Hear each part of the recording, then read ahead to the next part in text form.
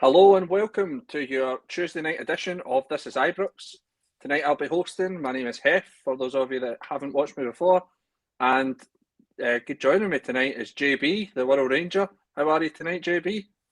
Yeah, very well, mate. Yeah, no, all good. As I say, it's a big one tomorrow, so nervously optimistic is what I'm phrasing myself as at the moment. But no, should be a good one and a good test to see where the team are. Well, it's been a massive week, JB. There's loads to cover. We'll obviously touch briefly on the Scottish Cup run. Me and Ian covered that on Sunday, but we'll talk about that and how important that is for momentum boosting for going into tomorrow night. We'll talk about the draw for the Scottish Cup and what that means for all the Bears that are looking for tickets and allocations and everything else that go along with that. And obviously, the main focus for tonight is to push on and talk about whether or not we feel in these next few weeks that we have a team strong enough to push for the title, with the major focus being on tomorrow night's game at Fir Park. JB, I take it that did you make it up on Sunday for the Scottish Cup game, or were you watching it from the club? No, watched it from the club. This one, mate. Yeah, we're going on holiday on Friday, so it was almost a case of trying to squeeze everything in. I bear in mind I was up there the previous Wednesday, the previous Saturday, the previous Thursday before. So yeah, sometimes you have to pick and choose just to stay in the good books. But no, in the main, I don't miss many. But that was one when it came out. To be honest, if it was a Saturday 3 o'clock or probably even a Saturday lunchtime, it would have been doable. But there wouldn't have been a train to get me back in time. So just means it's another night accommodation and stuff. So it's different when it's in Europe, but I don't mind doing 2 or 3 jaunts anywhere. But for domestic game in a cup game, then I don't tend to push the boat out too much. So You were holding out for that Stranraer game, weren't you? You'd have came up that for was that, it. but I'd been up there with bells on, but I was managed to get my cousin to utilise my tickets, and so that was good, if nothing else. I know that is some of it's good when you get the Scottish Cup games at home, but the downside of that is it's another payment on the continuous credit card, and if Yeah. nobody can take your ticket, then you're stuck with £25. For me on Sunday, I was £25 down, £15 down that I owe for the bus, and I was sat in the gantry, so I didn't even get to use any of those things. 8-0. 8-0 is massive, isn't it, JB? We're not going to go through it in any detail, but just an overall summary. How good was that? Is it overshadowed by the fact that it was a championship team, or does that not matter? Not for me when you consider the joy we had against the same team this time last year, there or thereabouts. So I think for me, it kind of ticked every box of what we wanted.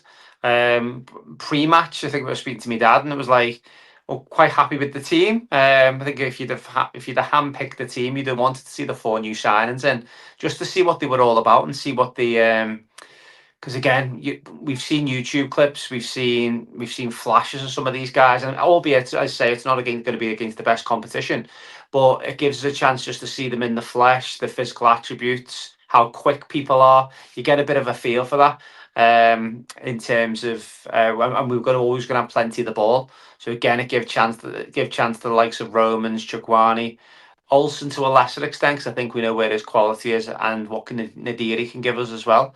But for me, it was all about coming through it without picking up any injuries. Sterling got another 45 minutes. Tav got a hat-trick. Got a chance to see a wee bit more of Ant-Man as well, albeit I don't think he covered himself in glory. I don't know what people in the comments thought of Ant-Man's performance, but I think in the main, mate, you've got to be really pleased, and it gave a chance to get a wee bit of a rest into some of the guys who've they've gone to the well hell of a lot this season. So give them a chance to get a rest. And I think it is important that the squad was balanced, given the fact that Motherwell have obviously had a wee bit of time off with 2 games postponed. Am I right in saying over the last week or so, or certainly a decent break? At least 1 game called off. Yeah, it's 2 games, wasn't it?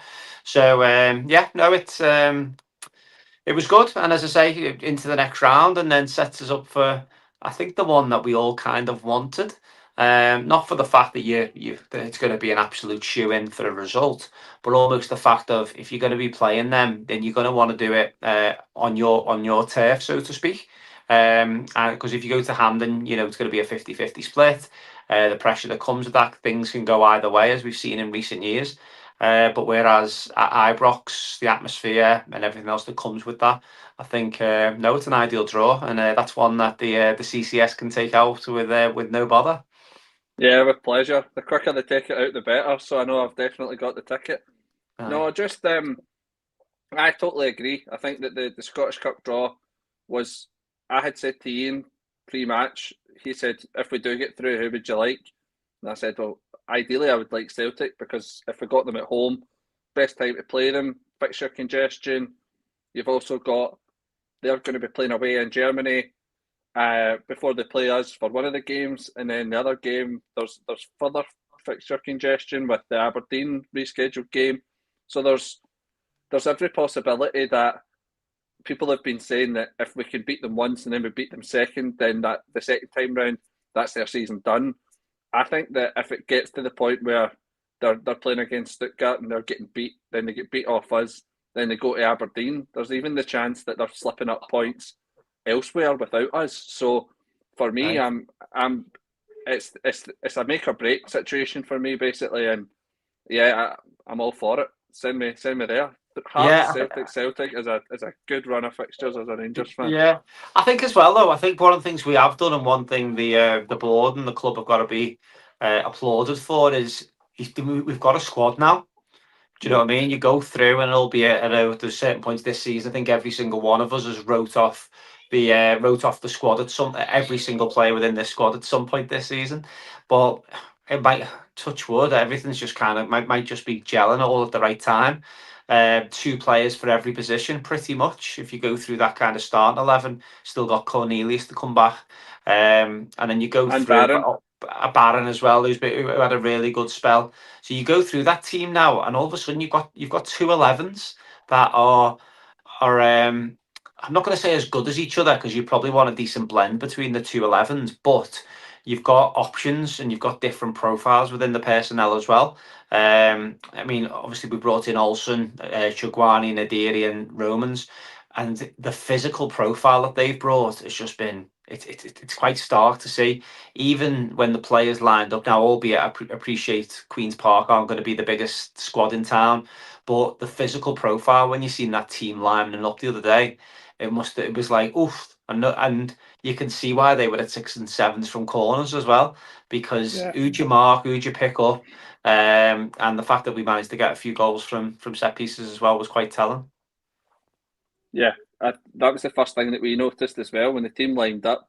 You're basically gaining 5 or 6 inches per height per player. So Rumens comes in for Magoma. He's at least a head taller than him. Then with even Chukwani, of all the signings, he's probably the smallest that we've got, and he's still a lump of a boy. So no, I even take it disregard the height aspect of it, just big physical presence. Then yeah, I was all happy. I was all for it. We'll focus on the Motherwell game now, JB. So we've got Motherwell tomorrow night. They're going into a run of fixtures where they haven't lost at Fir Park since the 18th of October. That's 10 games in a row where they've yet to face defeat. How how do you expect us to line up, and does the lineup, will it be the lineup in terms of personnel, or will it be the tactics that's going to be the making or the breaking for Danny Rowe's team tomorrow night? Yeah, it's an interesting one. I mean, in terms of Motherwell themselves, definitely the best team I've seen at Ibrox this season, domestically. The football they played on the day, I thought was really good. If somebody's looking to get to know a little bit more about Motherwell, I feel like I call them out every week, but our good friend Johnny Walker's done a fantastic tactical analysis. Really, like what I would say, like fan level information in terms of it's quite easily absorbed. Well, I absorbed it, so it must have been quite easy to be fair. And then so in terms of like that, but he's also done a really good tweet in terms of talking around what to expect from Motherwell. So some of the bits he's pulled out was like two of the best defensive teams in the league, 13 clean sheets for Motherwell, as you touched on. Motherwell haven't conceded, as you say, since the 18th of October. That's a club record. And obviously, Mazwaji, I'm never going to pronounce his name correctly, is obviously the top goal scorer who we didn't face certainly in the second game. I don't know whether you can confirm whether he started in the first game, but they're a really good side. I know a lot of people talked about the little fella, what's his name? Is it Just? Oh, my mind's gone Elijah blank. Just, yeah. Elijah Just. A lot of people were raving about him that day, but I thought that Elliot Watt was fantastic. So I'm not 100% sure if he's going to be available to play because everything went through him. He was the one that was always offering. He was the one that was dragging players out of position in order to open up space for others. It was really good. I say Johnny's touched on in terms of that. They're very brave in their press, very brave to break down attacks, and they do like to build from the back as well. So all of them things it kind of reminded me of all the things that impressed us against them last time. It was Asgard that obviously got the winner that day.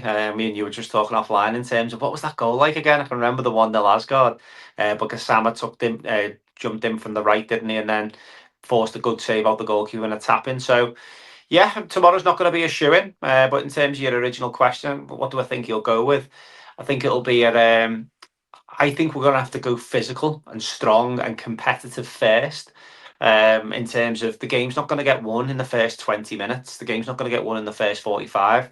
We're not going to blow them apart, and they're not going to blow us apart, I don't think. So I think you go in there relatively steady, but you know that you've got the quality there within the squad if you, where and when you need to utilise it. So I'd like to see a good physical back four of Sterling, Suter, Fernandez and Romans. Harsh on Magoma, I get it. However, these are the games where you need to be going. You need to be up for this one. We need to be physical. We need to be on it. There'll be plenty of game time for Magoma, who I think has done really well. Rask midfield three for me. I'd go Raskin, Chugwani, and Diamandi. Again, just to combat that midfield that we're going to be coming up against, almost a European type midfield performance. I'd be looking from them three. So it's kind of sacrificing the 10 a wee bit, but it gives each of them a chance to kind of get forward and be that goal threat with one always sitting. And then I'd go with a high three of Olsen, Nadiri, and Moore for me. And then you know that you've got really good options coming off the bench as well. If things aren't going well, or if you need to change it up a wee bit. I don't think tomorrow's a day for passengers or a day for on his day. He'll do it. The likes of Gassama has been a little bit hit and miss. Asgard, we know, has had his critics. Bajrami, we know. Tav, for all of his really good performance on Sunday. Let's have no regrets going into this one. I think that 11 I've just mentioned there is a no regrets team. There is the option to go a bit more flamboyant and probably put more into the 10 and bring Gassama in. But again, that's something we can do as the game goes on. I like the point of no regrets. Sometimes you feel that like could have, would have, could have, would have, should have, or we should have made that change earlier. We should have played that player. I think we need to go out with a kind of tried and tested team. The two players I'd probably pick out from your starting 11, Skov Olsen and Nadiri. I don't know whether or not it's maybe just a little bit too early to fire them into a game that has such importance. I mean, I know that we've seen it before where we're playing teams and we're kind of chasing it and you think, well, you want your best players on the park. My concern is that one of their best players is their left back, the boy, is it Longelo or Longelo or something? But looking at the stats, he's absolutely been up there with like the top left backs in the league for me in terms of goals and assists from a left back position. He's got 4 goals and 4 assists. So is Skov Olsen, I'm not saying that he's not going to get the better of a Motherwell left back who joined from Birmingham, but it's whether or not do you try someone like Gassama and then if it's going well or not so well, make tweaks and changes in the tactics then. I think the Nadiri looks good, but whether or not, if Chermiti and Fernandez are both fit, do you start with Chermiti to get the game going and then maybe pull him off at half time? If like I would rather get a good 45 to start the game, like you said, no regrets, and then come back and maybe put on the Nadiri for the second half if it isn't working so well. But either or, like you said as well, when you were talking about the strength and depth of the team, we've got 2 players for every position now for competition, and the front position with the strikers get 3. So arguably, whether or not we know yet who's better out of those 3, I don't think we do. No. But it does pose a good question that you could play any one of those 3 and they could do as equally good or as equally bad a job, and hopefully they just find the back of the net because ultimately that's all that matters. You touched on it there. Sorry, Hef, just on that in terms of the 11, just a couple of comments there. You can see that Gary O's obviously gone with he just said we go with a 2 up front. That was really interesting on Sunday to see the, I think people are calling it the Red Bull formation, which is almost like a 4-2-2-2. And at times you've really seen that. There was times where you've seen kind of, it was Ant-Man who was the one that really caught my eye in terms of the team just went really square, or really straight, and all the wingers came in and just really compacted the pitch. That might be something that we might do to mitigate Motherwell's midfield. My only concern with Yumiovski, Nadiri and Chimiti, I don't think any of them are comfortable doing the dirty stuff in terms of dropping back one in. However, if we wanted to pin Motherwell back and say, right, you come at us, because they wouldn't have, not many teams do play with a high 2 anymore. So if we wanted to say, right, we're going to sacrifice a man and we're going to leave people up, my only concern with that would be you'd probably need more of a defensive mind player on the wing to kind of counteract that, because Motherwell have got really good midfield players in that 3, and we can't afford to lose that. So it would be a big ask if you were asking like a Chukwani, Raskin or Diamandi, two of them 3 to do that job. But again, it's great to have options in the fact that I don't think anything he does tomorrow, tactical wise, I'll be too concerned about. Personnel, I think I know where the route I would like to go with what I've just mentioned. But in the main, as I say, just no passengers for me, and no, like, I use Asgard as the example, who I know who's rattled up a few goals. He's got some half decent numbers. He scored the winner against them last time. He just goes missing for far too long, and you kind of can't. We can't afford that on. We can't afford it on Wednesday, and we can't afford it on at the weekend either. These are 2 games that we've got to treat like cup finals. And it might be a case of you bring Asgard on if you need a goal or if you need that physical profile to come in and change it up and mix it up. But certainly from the start, that's where my head's at. I don't know if you watched Ian's podcast with Kai Watson. It was very Great good, watch. and when he was talking about Motherwell, what he was saying was a lot of teams don't play with a lot of pressure on the midfield for Motherwell, and that's what gives them that freedom. It almost means that anytime Motherwell play direct, they sweep up the second ball and just kind of play in that space, and that's what allows players like Elijah Just to break that line between the midfield and the defence and just skip in between that gap. Something that we've seen Mikey Moore do very frequently against teams where he's been given the opportunity. The one that springs to mind to me was Dundee away, where any chance he got, he just seemed to skip by the midfield. For me, I would like us, if we're not going to play a midfield battle, I agree with what Gary was saying. I would play with the 2 up the top and just bypass the midfield. If we can just play more direct and just play over. I thought your point was bang on about the 2-2-2, the Red Bull rule formation, but when Ant-Man came in narrow and Scott Olsen naturally comes in narrow anyway, it allowed Tav and Romans to bomb down those wings. Against Queen's Park, that's easier said than done, but I don't know whether or not Motherwell would be anticipating us to come with a 4-3-3. So to flip it and give them that and say, well, how are you going to deal with this? I don't know, because we've all said, everybody has said, whatever fan group, people have said that Motherwell are the team of the season. But we know how they play, and people have been watching it for all season. And we've basically just brought in 4 new players that are arguably starters to come in and just play. So they don't really know how we are. I was saying to you before, and apologies for anybody that's listening, but please feel free to ooh and ah in the comments at some of the names that you're about to hear.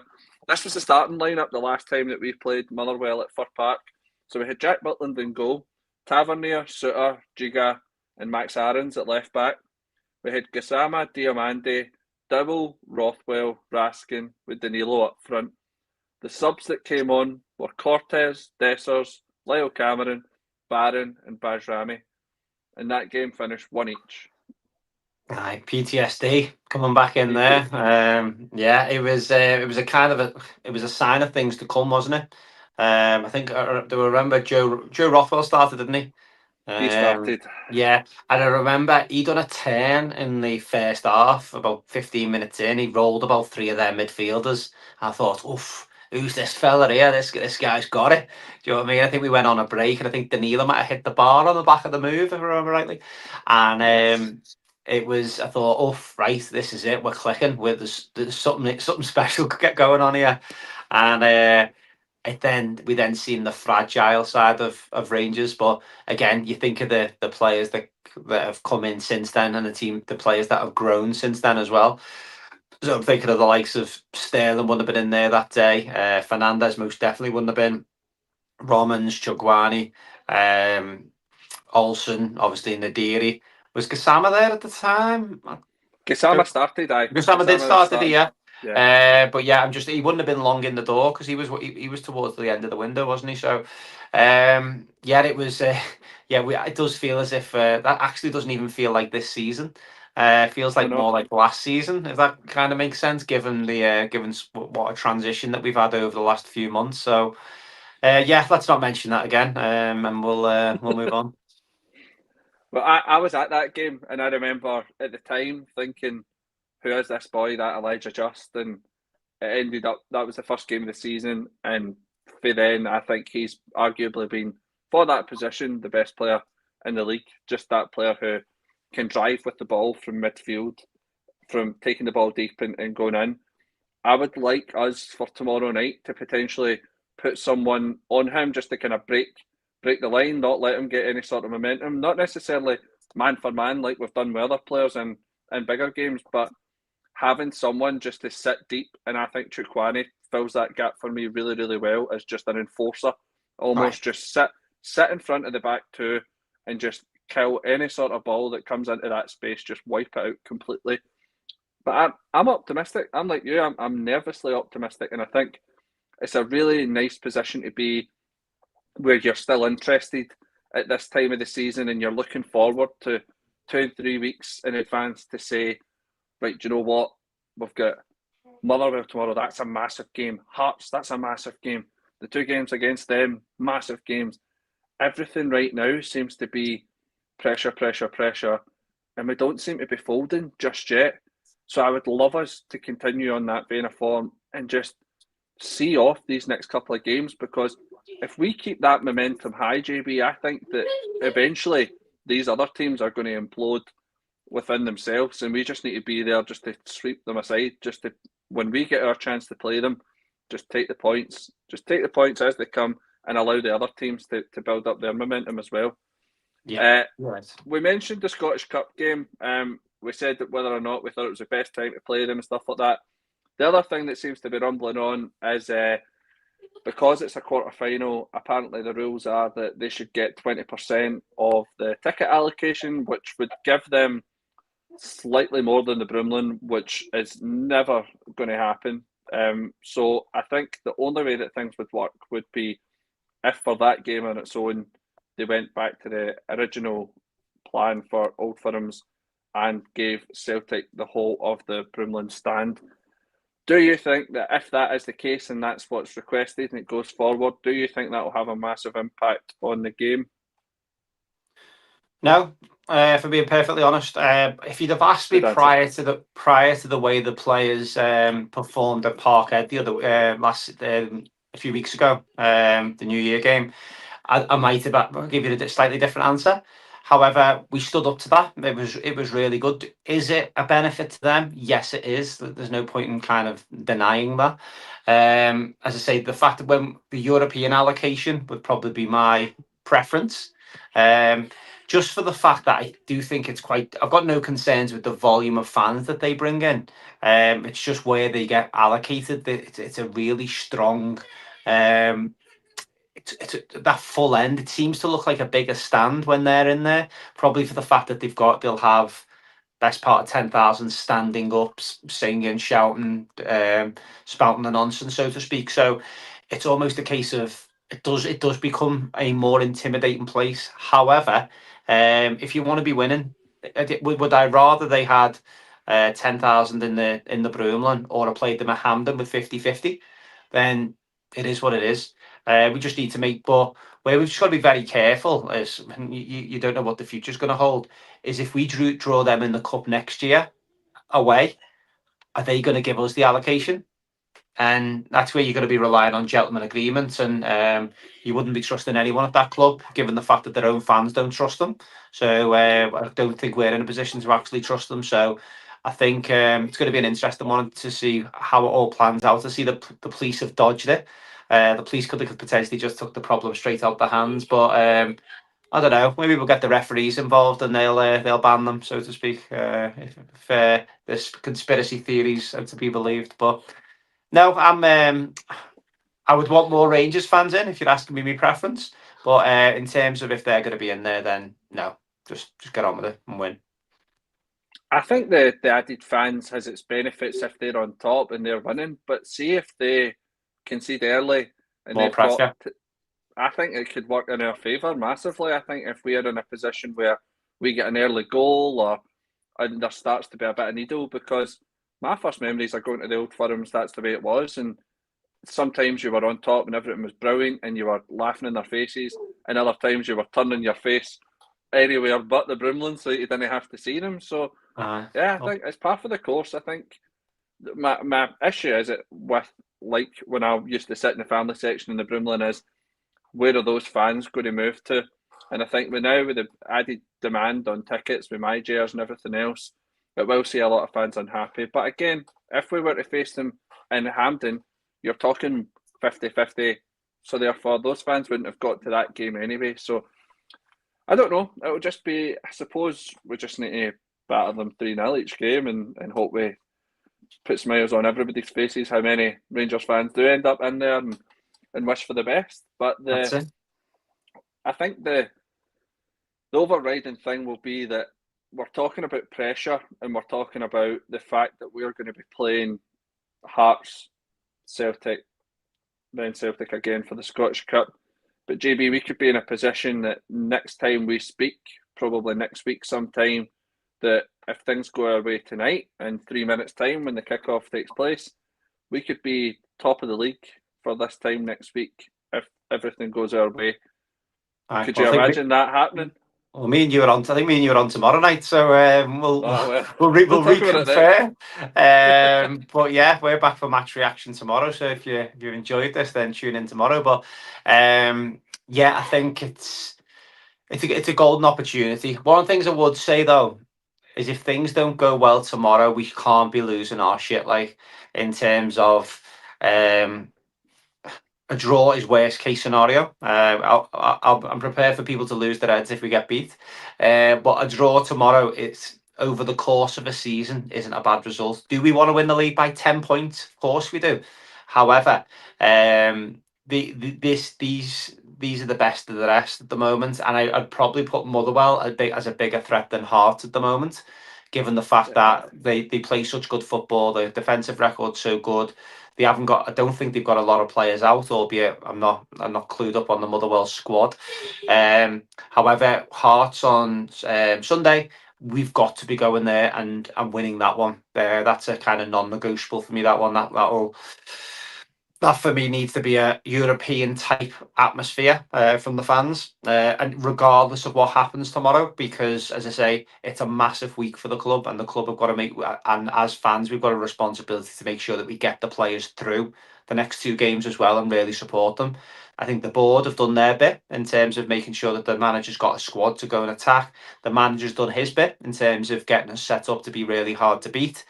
We're still not free flowing in terms of creating chances and goal scoring. Let's take out Sunday, obviously. So yeah, it's going to be that.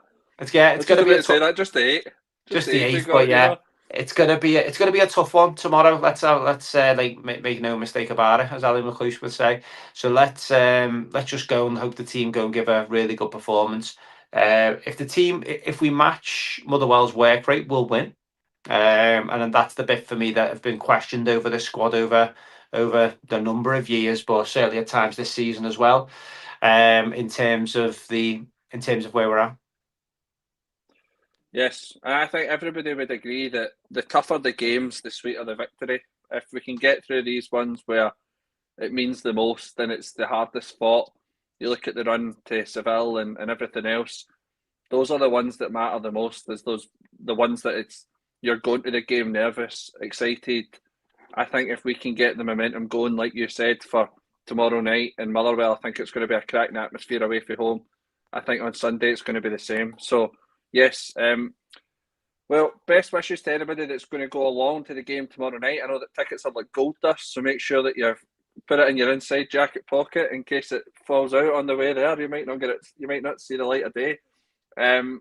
Like we always say on the podcast, make sure to like and subscribe, because it means then that our reach goes a little bit further. And every time you comment on something or repost it or quote it or do anything like that, it means then that another 10 guys or another 20 guys or girls can see the post and share it as well. So it really does go a long way. We're trying to get to 9,500 subscribers. That would be quite ambitious before the end of the season. But if things keep going this way, people like watching it when we're doing well. So keep liking and subscribing. As JB said, it's probably going to be me and him tomorrow talking after the game. But I realise now that the game has probably kicked off in Edinburgh, so I'm going to wrap things up so that we can watch and hope for the best. JB, thanks very much for coming on, and thank you very much to everybody for their likes and comments throughout the stream. Cheers. Night.